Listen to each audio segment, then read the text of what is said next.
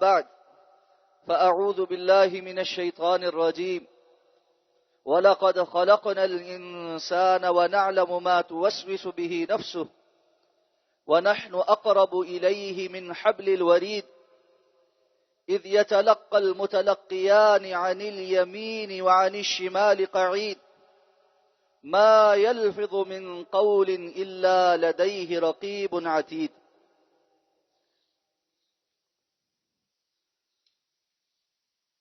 قرآن مجید کے 26ویں پارے میں سورہ قاف کی تفسیر کے حوالے سے خطبات جمعۃ المبارک میں ہماری گفتگو کا سلسلہ جاری ہے۔ گزشتہ سے پیوستہ خطبہ جمعۃ المبارک میں جو آیات میں نے آپ کے سامنے تلاوت کی ہیں، ان میں سے پہلی آیت اس کے معانی پر اور اس کے حوالے سے تفسیری نکات پر تفصیلی بات مکمل ہو چکی ہے۔ ابتدا سے مشرکین مکہ کے مرنے کے بعد دوبارہ جی اٹھنے کے آخرت کے عقیدے کے انکار پر رب کائنات دلائل عطا فرما رہے ہیں، اور اللہ رب العزت نے اس کائنات کی تخلیق، انسان کی اپنی اس دنیا میں موجودگی، ان سب کو بطور دلیل پیش کیا کہ جو رب پہلی مرتبہ پیدا کرنے والا ہے، اس کے لیے دوبارہ پیدا کرنا اور اپنے سامنے پیش کرنا زیادہ آسان ہے، اور یہ کوئی اچنبے کی بات نہیں۔ مختلف اقوام کے نام لے کر بطور عبرت ان کا تذکرہ کیا کہ وہ بھی انکار کر چکے، اور ان کے انکار نے انہیں کوئی فائدہ نہیں دیا۔ جب مہلت ختم ہوئی تو رب کا وعدہ سچا ہوا، اور انبیاء اور ان کی جماعت کو اللہ رب العزت نے کافروں اور ظالموں سے نجات دی، اور ایسے کافر اور ظالم اللہ کے عذاب کا شکار ہو۔ مشرکین کا ایک اعتراض یہ بھی تھا کہ اگر ہم دوبارہ اٹھا بھی لیے جائیں تو اتنی خلقت، آدم علیہ السلام سے لے کر قیامت تک آنے والے انسان، مرد عورتیں، بچے بوڑھے جوان، ہر ایک کی زندگی کے ہر عمل کا حساب رکھنا، یہ کیسے ممکن؟ یہ کیوں کر ہو سکے گا؟ تو گویا وہ ایک عقلی دلیل دے رہے تھے کہ نہ مر کر اٹھنا ہے، نہ حساب کتاب ہے۔ اللہ رب العزت نے ان کے اس اعتراض کا قرآن مجید میں جا بجا مختلف انداز میں جواب دیا۔ تو فرمایا وَلَقَدْ خَلَقْنَا الْإِنسَانَ، ہم نے انسان کو پیدا کیا ہے۔ تم اس کے اعمال کی بات کرتے ہو، نَعْلَمُ مَا تُوَسْوِسُ بِهِ نَفْسُ، ہم تو جو اس کا نفس اسے وسوسہ ڈالتا ہے، جو چھپی ہوئی بات اس کے اندر ہے، اس کو بھی جانتے۔ یعلم خائنۃ الاعین وما تخفی الصدور، آنکھ کی خیانت، سینے کی چھپی ہوئی بات اللہ کے سامنے پوشیدہ نہیں، وہ جانتا ہے اسے۔ وَنَحْنُ أَقْرَبُ إِلَيْهِ مِنْ حَبْلِ الْوَرِيدِ، اور ہم تو اس سے رگے جاں سے بھی زیادہ قریب ہیں۔ وَهُوَ مَعَكُمْ أَيْنَمَا كُنْتُمْ، تم کہیں پر بھی ہو وہ تمہارے ساتھ ہے، تم اس سے مخفی اور پوشیدہ نہیں۔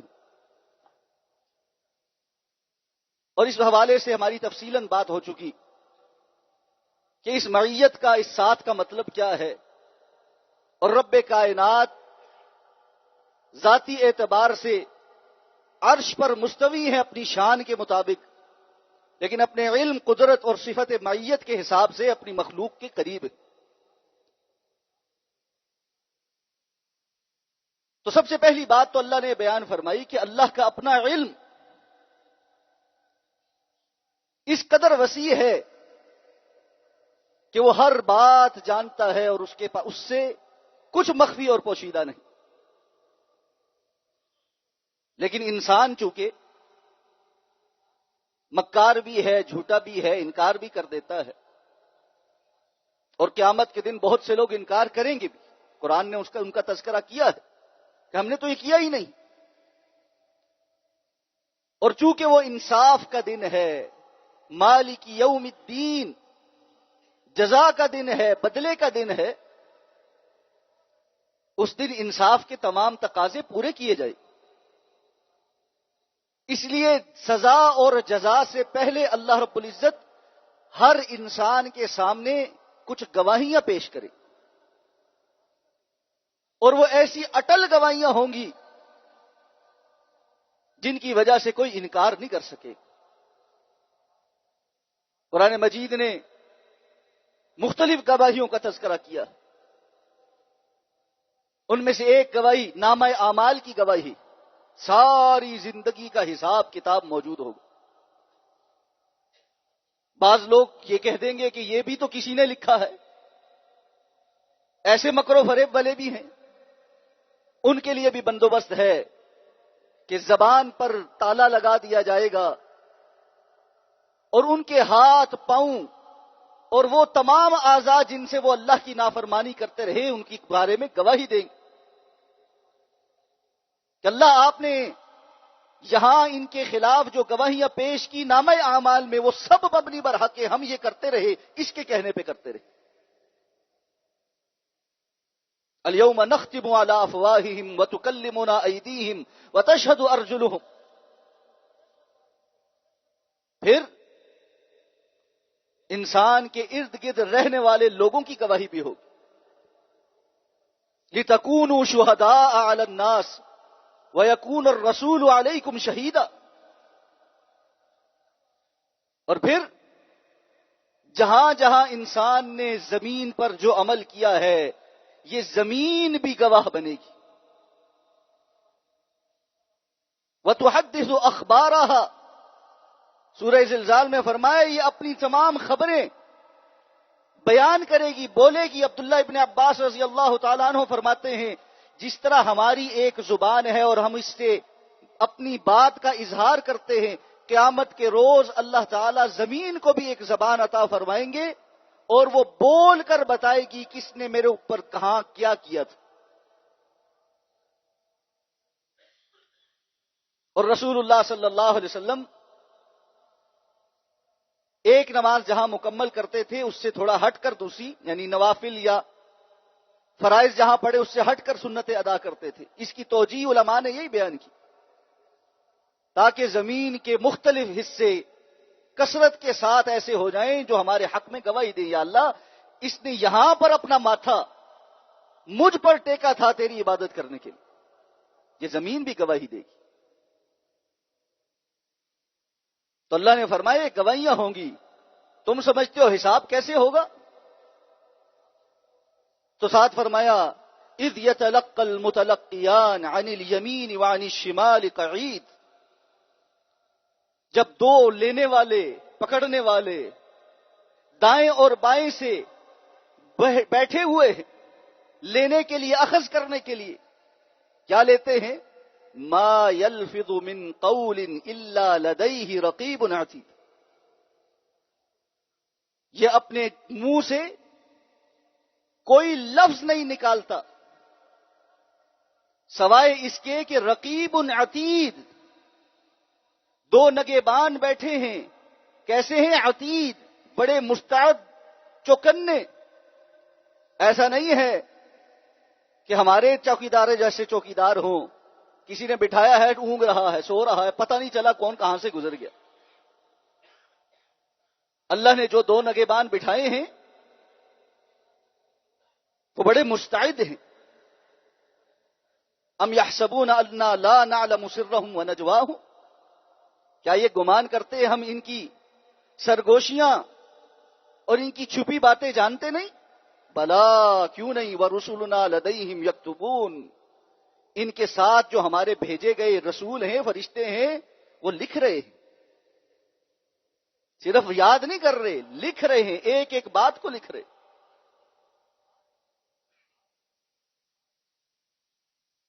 وَإِنَّ عَلَيْكُمْ لَحَافِظِينَ كِرَامًا كَاتِبِينَ يَعْلَمُونَ مَا تَفْعَلُونَ. تمہارے اوپر 2 محافظ موجود ہیں، کرامن کاتبین، وہ لکھنے والے ہیں، بڑے عزتوں والے ہیں، اللہ کی طرف سے مقرر کردہ ہیں. اس لیے اس بات پہ اچنبے میں نہ پڑو کہ تمہارا حساب کیسے ہوگا. اب یہاں چند باتیں بڑی اہم ہیں جو سمجھنے کی. اللہ نے فرمایا ما یلفظ من قول،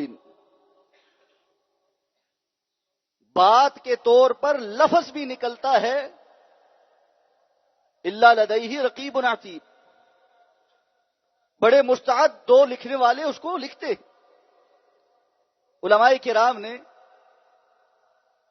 اس بارے میں تفصیل لکھی ہے کہ کیا کچھ لکھتے. کیا ہر حرف لکھتے ہیں؟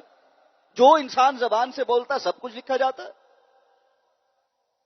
یا صرف وہ باتیں لکھتے ہیں جو ثواب اور گناہ کی ہیں؟ اس پر علماء کے 3 اقوال. پہلا قول یہ ہے کہ ہر چیز لکھتے،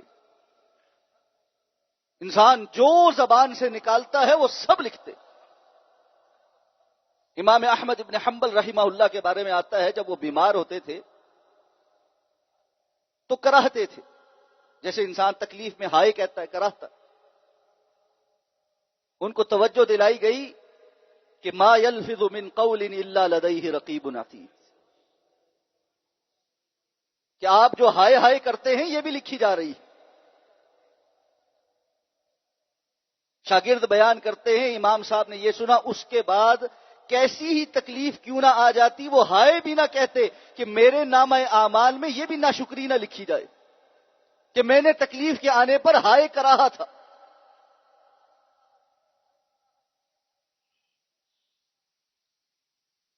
اور بعض سلف کے بارے میں آتا ہے، ان کے بچے ان سے پوچھتے کہ ہم فلاں جگہ کھیلنے چلے جائیں، وہ خاموش ہو جاتے اور بچے پوچھ کے پھر نکل جاتے. کسی نے کہا بچے آ کر آپ سے پوچھتے ہیں کہ ہم کھیلنے چلے جائیں، آپ خاموشی اختیار کرتے ہیں، زبان سے کچھ نہیں کہتے. انہوں نے کہا میں یہ نہیں چاہتا کہ میرے نامہ اعمال میں یہ لکھا ہو ہاں جاؤ کھیلو، کہ زندگی کھیل تماشا نہیں. جو اپنی زبان کا اس قدر محاسبہ کرے، جو اپنے نامہ اعمال کے اندر درج ہونے والے اندراجات کے بارے میں اتنا فکر مند ہو، اللہ رب العزت ہمیں اس کی آدھی بھی فکر عطا فرما دے تو یقین مانے نجات کافی کے لیے کافی. دوسرا قول یہ ہے کہ سب کچھ نہیں لکھتے. وہ باتیں جن کا تعلق ثواب گناہ سے نہیں ہے، بہت ساری باتیں انسان زبان سے ایسی کہتا ہے جس کا تعلق ثواب گناہ سے نہیں. ابس بات ہوتی ہے، بہت سے جملے ایسے ہوتے ہیں جن کا کوئی معنی نہیں ہوتا، بندہ تکیہ کلام کے طور پہ کچھ نہ کچھ بولتا رہتا ہے. تو صرف وہ لکھا جاتا ہے جو قصدن ارادتن اور انسان کی ثواب اور گناہ کا ذریعہ بنتا. اب اس پہ اشکال یہ ہے کہ اللہ نے تو کہا ہے جو لفظ بولتے ہیں وہ لکھا جاتا.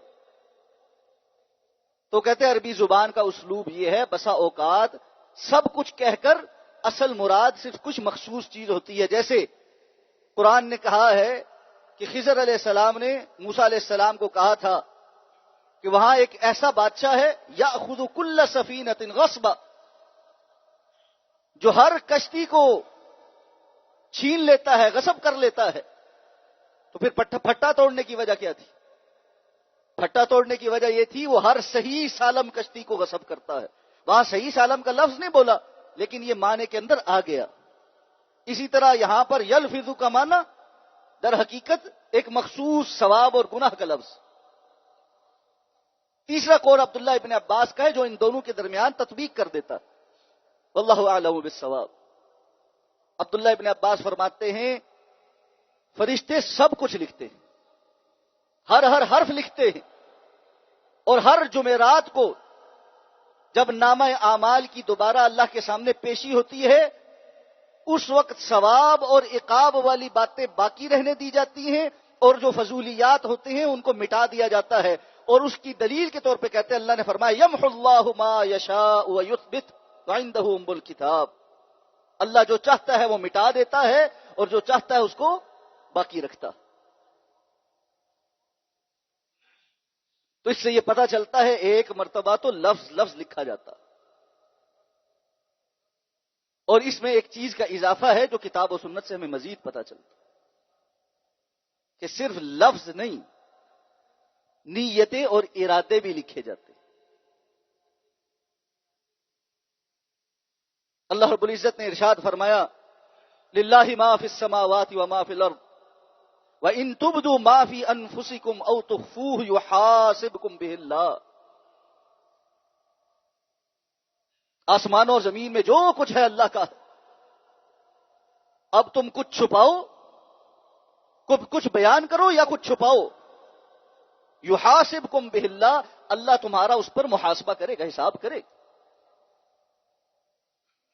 صحابہ کرام رضوان اللہ تعالی علیہ مجمعین کو جب یہ پتہ چلا کہ صرف ظاہری باتیں نہیں، جو کچھ ہم دل کے اندر چھپا کر رکھے ہوئے محاسبہ اس پر بھی ہوگا، بڑے پریشان ہو گئے کہ کتنی باتیں ایسی ہیں جو انسان کے کنٹرول میں نہیں، خود ہی سوچ آتی رہتی ہے، اس پہ بھی محاسبہ ہوگا۔ اللہ کے رسول صلی اللہ علیہ وسلم کے پاس گئے، جا کر اپنی پریشانی بیان کی۔ اگلی آیات میں اللہ رب العزت نے یہ حکم ارشاد فرما دیا لا یکلف اللہ نفسا الا وسعها، اللہ تعالی کسی نفس کو اس کی وسعت سے زیادہ مکلف نہیں ٹھہرائیں گے۔ اس کا معنی کیا ہے؟ ان السمع والبصر والفؤاد كل اولئک کان عنہ مسئولا، سماعتیں، بصارتیں اور دل، یہ سارے کے سارے اللہ کے سامنے جواب دہ ہیں۔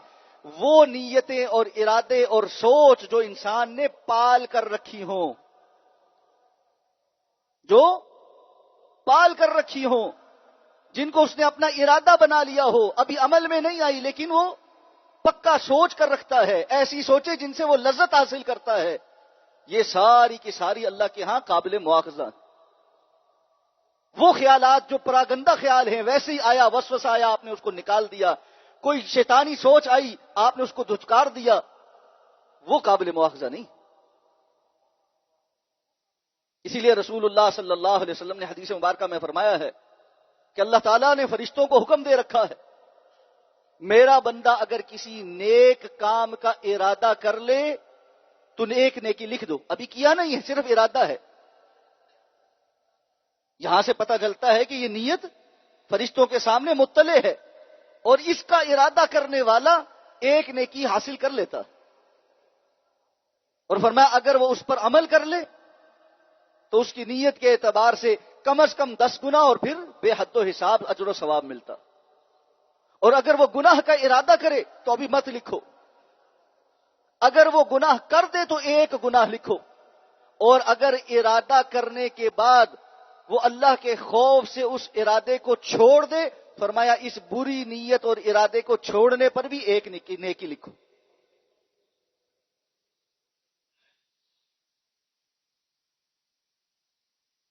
بعض سلف سے پوچھا گیا کہ فرشتے یہ ارادہ اور نیت اس کو بھانپتے کیسے ہوں گے؟ انسان چاہتا ہے نا کیفیات میں جانا، کیسے اچھا ہوتا ہوگا؟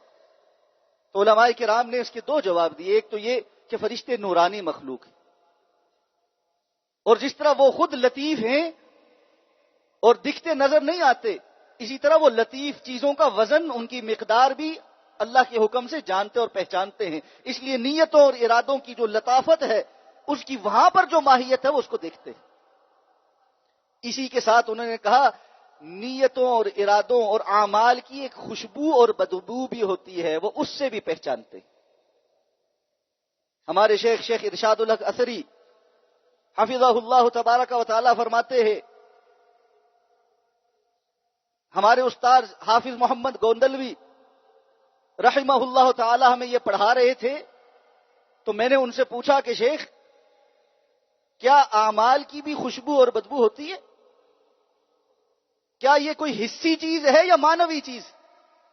یعنی ہم ویسے کہتے ہیں اعمال کی خوشبو بدبو ہوتی ہے، یہ مانوی ایک چیز ہے۔ لیکن کیا واقعتاً حس سے بھی اس کا پتہ چلتا ہے؟ انہوں نے کہا یہ معنوی چیز نہیں ہے، یہ حسی چیز ہے، اور اللہ کے نیک بندوں کو اللہ یہ صلاحیت دیتا ہے کہ وہ لوگوں سے ملتے ہوئے ان کی نیکی اور بدی جو ان پر غالب ہوتی ہے اس کی خوشبو یا بدبو پا لیتے۔ کہتے میں نے پوچھا کیا آپ کسی ایسے استاد کو یا بڑے بزرگ کو جانتے ہیں؟ کہا ہمارے شیخ سید ابو بکر غزنوی رحمہ اللہ وہ اس خوشبو یا بدبو کو سونگھ لیا کرتے تھے، اور خود فرماتے ہیں کہ جو بدکار انسان ہے، جو زنا کا مرتکب ہے، اس کے جسم سے تو ایسی بدبو آتی ہے جو میں بھی پہچان لیتا ہوں۔ تو فرشتے نہیں جانتے ہوں؟ یہ حسد، یہ بغض، یہ کینہ، یہ عداوت، یہ دوسروں کے لیے دلوں کے اندر بڑی بڑی دشمنیاں پال کر رکھنا، ان کی بدبو نہیں ہوگی؟ ان کی ایسی بدبو ہے کہ انسان کو اگر اللہ ظاہر کر دے کوئی اس کے ساتھ اٹھنا بیٹھنا پسند نہ کرے۔ ہم تو پتہ نہیں شاید کوڑے کے ڈرم ہیں اس معاملے۔ سی ڈی اے والوں نے پیلے رنگ کے ڈبے رکھے ہیں، پاس سے بندہ گزرتے ہوئے بھی گاڑی کے شیشے بند کرتا۔ واللہ یہ اللہ نے ہمارے پردے رکھے ہوئے ہیں، یہ پردے اٹھ جائیں، ہمارے دلوں کی بدنیتوں کے، چغلیوں کے، غیبتوں کے اور دوسروں کے خلاف جو عناد ہم نے اپنے دلوں کے اندر پال کے رکھا ہے، اس کی بدبو اللہ ظاہر کر دے، والعیاذ باللہ ہم میں سے کوئی دوسرے کے پاس بیٹھنے کے قابل نہ رہے۔ تو فرمائے یہ بھی لکھا جاتا ہے، اور یہی وجہ ہے بعض نیکیاں اس قدر بڑی ہیں کہ اللہ نے فرشتوں کو کہا ہے اس پر صرف یہ لکھو کہ یہ اس نے یہ عمل کیا ہے، اور روزہ ان میں سے۔ الصوم لی، فرمایا نا حدیث میں، یہ روزہ اللہ فرماتے ہیں یہ میرے لیے ہے، فرشتہ صرف اتنا لکھتا ہے اس بندے نے روزہ رکھا ہے۔ ثواب کتنا ہے، اجر کتنا ہے، یہ قیامت کے روز اللہ ہی عطا فرمائے۔ تو یہ بات جان لیجئے، ہر بات لکھی جا رہی ہے، اور پھر قیامت کے روز یہ انسان کو نامہ اعمال پکڑایا جائے گا۔ اقرأ کتابک، اپنی یہ کتاب پڑھ، کفا بنفسک الیوم علیک حسیبا، آج تو اکیلا اپنے اوپر اپنا محاسب خود کافی ہے۔ فَأَمَّا مَنْ أُوتِيَ كِتَابَهُ بِيَمِينِهِ، جس کو اس کی کتاب دائیں ہاتھ میں دے دی گئی، فَيَقُولُ هَاؤُمُ اقْرَءُوا كِتَابِيَا، کہے گا آؤ آؤ، چھلانگے مارتا اعلان کرتا پھرے گا، آؤ نا میری کتاب تو پڑھو۔ انی ظننت انی ملاق حسابیا، مجھے پورا یقین تھا کہ میں اپنے اس حساب سے ملاقات کروں گا، میں اپنی اس کتاب کو اپنے ہاتھ میں پاؤں گا۔ فَهُوَ فِي عِيشَةٍ رَاضِيَةٍ، یہ بندہ ہے جو بڑی مرضی کی زندگی جیے۔ یہ جو نعرہ ہے نا زندگی ایک ہی بار ملنی ہے، مرضی سے جی لو، یہ وہ شبہ ہے جو زہر کی طرح ہمارے اندر اتارا جا رہا۔ یہ عیشت راضیہ، رضامندی والی زندگی، مرضی کی زندگی۔ یا ایتھا النفس المطمئنہ ارجعی الی ربک راضیۃ مرضیہ، یہ راضی برضا اور اللہ کی خوشنودی حاصل کر کے اللہ کے پاس لوٹنے والا، یہ وہ مقام ہے جہاں ہم نے آگے جا کر اللہ سے یہ حاصل کرنا۔ مومن کو یہ شبہ نہیں لگنا چاہیے کہ مجھے دنیا کے اندر فلاں نہیں ملا، فلاں نہیں ملا، میرے فلاں حق نہیں ملے، فلاں حق نہیں ملے، یہاں میں مرضی نہیں کر سکا فلاں معاملے میں۔ یہ تو مرضی ہے ہی نہیں، تو قید خانہ ہے، یہ کافر کی جنت ہے۔ وَأَمَّا مَنْ أُوتِيَ كِتَابَهُ وَرَاءَ ظَهْرِهِ، جس کو اس کی کتاب اس کی پیٹھ کے پیچھے بائیں ہاتھ میں دے دی گئی کہ سامنے سے دکھانے کے قابل بھی نہیں۔ اتنا بھیانک یہ نامہ اعمال ہے کہ اپنی پیٹھ کے پیچھے چھپا کر رکھے۔ فسوف يدعو ثبورا، وہ وہاں تمنا کرے گا کاش یہ ہاتھ میں آنے کے بجائے موت ہی آ جائے، ہلاک ہی ہو جاؤں، مر جاؤں، کھپ جاؤں، میں مٹی مٹی ہو جاؤں، لیکن آج مجھے یہ کتاب نہ پڑھنی پڑے، لیکن پڑھنی پڑے گی، پڑھنی پڑے گی۔ اس لیے میرے بھائی فکر کرے، زبان سے نکلے ہوئے الفاظ، اعمال، نیتیں، ارادے، سوچ، فکر اللہ کے ہاں لکھی جا رہی، جان نہیں چھوٹنی اس۔ اتنے بے پرواہ ہو کر فرعون بن کر ہم بسا اوقات دوسروں کو وہ کچھ کہہ جاتے ہیں کہ جیسے ہمارے ایمان کے اندر یہ بات موجود ہی نہ ہو کہ ہماری زبان سے نکلنے والے یہ الفاظ اللہ کے ہاں قابل گرفت۔ فرمایا ایک جملہ انسان کو جو وہ زبان سے ادا کرتا ہے اور ادا کرتے ہوئے اس کو پتہ نہیں ہوتا کتنا باوزن جملہ ہے، اللہ کو اتنا پسند آتا ہے کہ اللہ اس ایک جملے کی وجہ سے اسے جنت میں داخل کر دے۔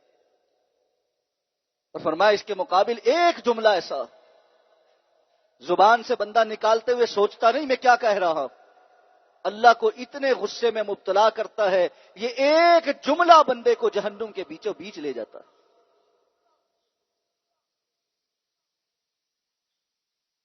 یہ نامہ اعمال، یہ میرا اور آپ کا ڈیٹا، یہ محفوظ ہو رہا۔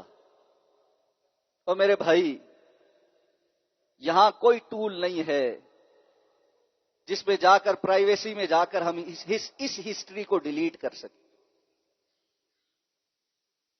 آج تو بڑا آسان ہے، جو مرضی کرو، کوئی دیکھ ہی نہیں رہا، جا کر ہسٹری ڈیلیٹ کر دی۔ اس ہسٹری کو ڈیلیٹ کروانے کا ایک ہی ذریعہ ہے، اس وقت ابھی آج توبہ اور استغفار کر کے رب سے رجوع کر کے آئندہ کے لیے اس سے بچو، آئندہ کے لیے بچو۔ یہ وہ لوگ ہیں فَأُولَٰئِکَ يُبَدِّلُ اللَّهُ سَیِّئَاتِهِمْ حَسَنَاتٍ، یہ خوش نصیب وہ ہیں جن کے اللہ رب العزت گناہوں کو بھی نیکیوں میں تبدیل کر دے گا۔ اور وہ حدیث مبارکہ میں پہلے بھی آپ کو سنا چکا، بندے کے نامہ اعمال جب اس کے ہاتھ میں آئے گا پہلے گناہ لکھے ہوں گے، وہ پڑھتا پڑھتا پڑھتا اس کا دل ڈوبے گا، اتنے گناہ، بہت سارے وہ بھولا ہوا بھی ہوگا، یاد آ جائیں گے، یہ بھی کیا تھا، یہ بھی کیا تھا، یہ بھی کیا تھا۔ اب جب گناہوں کی فہرست ختم ہوگی، نیچے نیکیوں کی فہرست شروع ہوگی، اب پڑھنا شروع ہوگا، یہ نیکی، یہ نیکی، بہت سی نیکیاں بھول چکی ہوں گی، وہ بھی وہاں یاد آئے۔ رسول اللہ صلی اللہ علیہ وسلم نے فرمایا اب جب یہ نیکیاں پڑھتے پڑھتے نیچے آئے گا، تھوڑی دل کو تسلی ہونی شروع ہوگی، نیچے نظر دوڑائے گا تو ایک فہرست ہوگی، اوپر والی اور نیچے والی فہرست کا موازنہ کرنا چاہے گا کہ اوپر زیادہ حصہ لکھا ہوا ہے یا نیچے زیادہ لکھا ہوا۔ جیسے اوپر نگاہ دوڑائے گا دیکھے گا اللہ نے اوپر والے نامہ اعمال میں لکھی گئی برائیوں کو بھی نیکیوں میں تبدیل کر دیا۔ اور یہی ہے حساب یسیر۔ اللہ نے فرمایا نا ہم حساب لیں گے، نیک لوگ ہیں ان کے لیے حساب یسیر ہے، آسان حساب کہ اللہ نے بس سامنے کھڑا کر کے پیش کر دینا، یہ ہوتا رہا۔ آپ صلی اللہ علیہ وسلم نے فرمایا من نوقش الحساب فقد ہلک، او کما قال علیہ الصلوۃ والسلام، جس سے اس کا حساب کے معاملے میں نقاش کیا گیا، مناقشہ کر لیا گیا، وہ تو ہلاک ہو گئے۔ یہ ہم جو ایم فل اور پی ایچ ڈی کی ڈگری لیتے ہیں اس میں جا کر اپنے تھیسس کا ڈیفنس کرنا پڑتا، اس ڈیفنس کو عربی میں کہتے ہیں مناقشہ۔ مناقشہ کیوں کہتے ہیں؟ یہ نقاش اس لیے ہوتا ہے کہ جو کچھ آپ نے پیش کیا ہے اس پر پوچھیں گے یہ کیوں، ایسے کیوں، یہ کیسے لکھا، یہ کہاں سے لکھا، یہ بات کیسے ثابت کی، اس میں سے غلطیاں نکال نکال کے پروفیسر آپ کی غلطی نکالتا ہے، آپ اس کو بتاتے نہیں یہ غلطی نہیں ہے، اور یہی آپ کا علمی کام ہے، یہ ثابت کرنا پڑتا ہے۔ یہ بڑا مشکل کام ہوتا ہے۔ جنہوں نے وائوے دیے ہیں ان کو پتا ہے کہ اس دن کیا حالت ہوتی۔ تو جس دن اللہ کے سامنے رب کائنات کھڑا کر کے پوچھ لے یہ کیوں کیا، کیا جواب؟ آپ نے فرمایا جس سے یہ کیوں پوچھ لیا گیا وہ تو ہلاک ہو گیا۔ اللہم حاسبنا حسابا یسیرا، یا اللہ ہم آپ سے آسان حساب کا سوال کرتے، جو ایک بس گزارنے والا معاملہ ہے جس پہ اللہ نے پکڑ نہیں کرنی۔ اللہ اپنے خوش نصیب بندوں میں کر دے جن کو اللہ رب العزت نے اپنے فضل سے معاف فرما دے۔ اس لیے فکر کریں، ایک لمحہ بھی ایسا نہیں جو رب کائنات سے مخفی اور پوشیدہ ہو اور جو ہمارے نامہ اعمال میں درج نہ ہو رہا۔ اللہ رب العزت اس دعا کے ساتھ اللہ سمجھ کر عمل کرنے کی توفیق عطا فرمائے۔ اقول قولی ھذا واستغفر اللہ لی ولکم ولسائر المسلمین برحمتک یا ارحم الراحمین۔